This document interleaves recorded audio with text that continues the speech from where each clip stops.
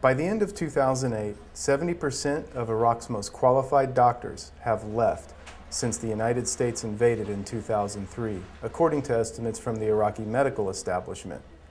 Among the highest qualified consultant doctors, 80% are gone. Dr. Thana Hekmater, a head and neck surgeon for the last 15 years, has been working at Baghdad's St. Raphael Hospital for the last 5. She came to this hospital after receiving 2 death threats while she was working at a government hospital. I both work in the government sector, but I will be, by terrorist, I will be killed if I continue in my job in government. Dr. Hekmater told us she was threatened by extremists because she is a Christian. They told me we must be a Muslim. Yeah, and must be wear a hijab. Yeah, and must not stay here. As a result, she was invited to work at St. Raphael Hospital.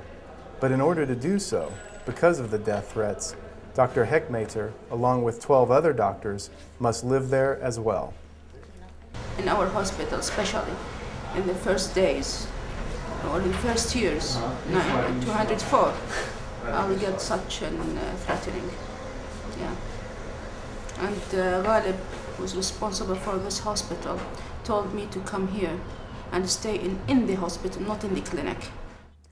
When asked how common, even now, death threats were for doctors, several medical personnel in the room told us it was routine for Iraqi doctors to receive an envelope containing a single bullet. Yes, that's the usual way. Yeah. Routine way. The street in front of the hospital has been blocked with large concrete blocks on one end, only allowing one entry and one exit for security control. Iraqi army personnel guard just inside the front door.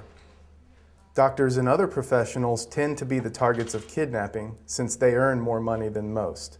Thus, kidnappers are able to fetch higher ransoms from their families.